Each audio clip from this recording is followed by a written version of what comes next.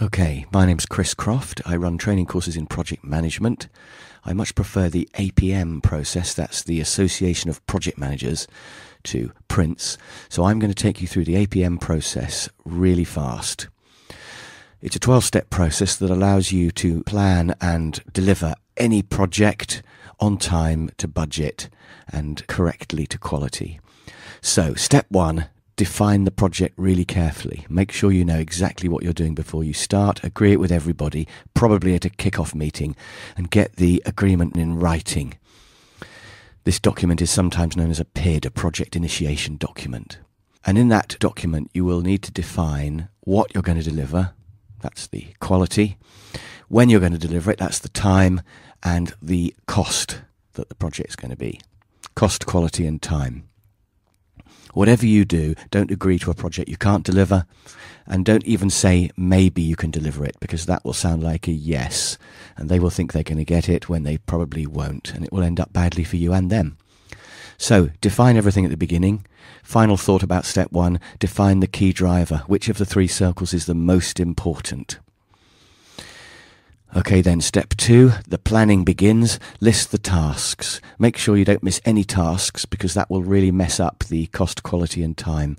So think carefully about listing the tasks, probably in 3 different ways. Have a big brainstorm meeting with your team and get a random list.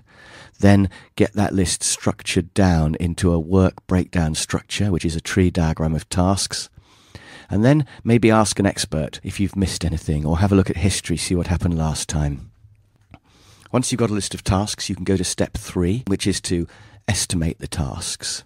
Think about how long they're going to take and what they're going to cost. And don't promise the average, because if you promise the average, there's a 50% chance that you're going to fail. Ideally, a good safety margin would not be just adding 10%. You'd add a bit more than that. You'd go halfway between the average and the worst case. So if you expect something to take 4 weeks, but it might take 6 weeks, then put 5 weeks as your estimate. Once you've got all the tasks listed and estimated, you can go to step 4, which is to produce a network diagram or critical path diagram. I quite often call this a post-it note diagram, because the best way to do it is to put all the tasks on post-it notes, stick them on a whiteboard or a big piece of paper, get them in roughly the right order, and then draw arrows connecting them so you know what comes after what. This allows you to find the longest path, or the critical path.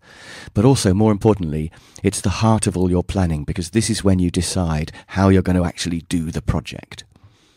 So this is a network diagram, absolutely essential. Do not jump straight to a Gantt chart, but do a network diagram first. Step 5 is to look at your network diagram and decide whether you're happy with how long it's going to take. If it's going to take longer, you'll need to speed it up, which is known as crashing. And this usually means either putting the money up on some of the tasks or reducing the quality of some of the tasks. Although sometimes you can overlap some of the tasks as well. And by the way, the ones that you need to crash obviously are going to be the ones on the critical path. No point in crashing a floating task. You have to keep an eye on the floating tasks though, because if you shorten the critical path enough, some of the floating tasks may then become critical. So, you've produced the network diagram without thinking about the total, and then you've looked at the total and reduced it if you have to. You can now move on to step 6, which is to make it into a Gantt chart. The Gantt chart is the output that you really want, but it's very important to go through the network diagram stage first, because otherwise the Gantt chart is very difficult to draw.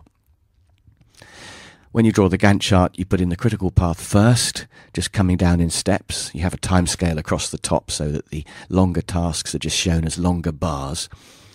And then once you've got the critical path, all the floating tasks hang off that. You can look at what they come after and what they come before to put in the floating tasks.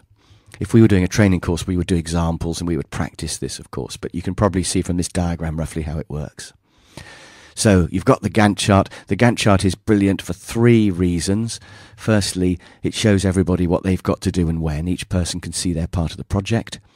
Secondly, you can look vertically and see when you're going to be busiest. You can calculate the labour levels required, and you can slide floating tasks if you've got too much going on at once. And thirdly, you can use the Gantt chart to monitor what's going on by colouring in, but I'll come to that in a minute. So Gantt chart, completely essential. You have to have one. You can then go on to step 7, which is to think about resources in more detail, adding up vertically, and possibly even adding up all of your projects. Because if you've got a resource profile for each one, you can add up all the resource profiles to check that you are able to do all the projects that you want to do. And then finally, step 8, the last bit of your planning, is to look at the risks. You probably would look at the critical path on the Gantt chart in particular and think, what might go wrong? How likely are those things to go wrong, and how serious would they be if they do go wrong? If something's reasonably likely and reasonably serious, then you need to have a plan for what to do about it, either to make it less likely or make it less serious.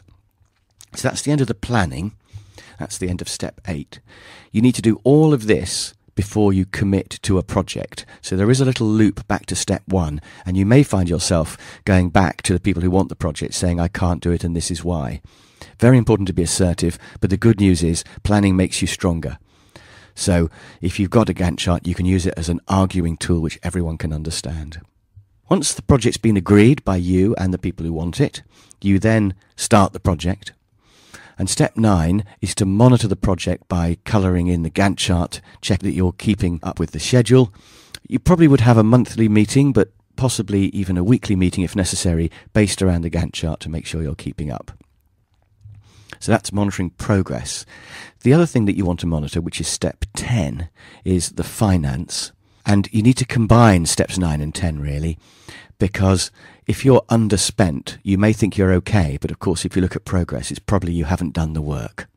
By the way, if you're overspent, you probably are overspent. So comparing the progress and the money is very important, and those are steps 9 and 10. Step 11 is to reschedule. This is where you have to ask for more money and ask for more time. Step 11 is usually quite unpleasant. The main hope you've got of surviving step 11 is to put in some contingency when you do your estimating, way back at step 3. And then finally, when you finish the project, step 12 is to do a review and to say, what have we learnt? Usually 3 questions, good, bad and better. So what was good that we must repeat next time? It might have just been luck, but at least we can make sure we repeat it next time. What was bad that we're going to avoid next time and that everybody else needs to know about so they can avoid it too? And what could we have done better? So there we are. That's the 12-step process done very, very quickly. I hope that's been useful. If you need to know more, have a look at my website or come on one of my courses. Thank you.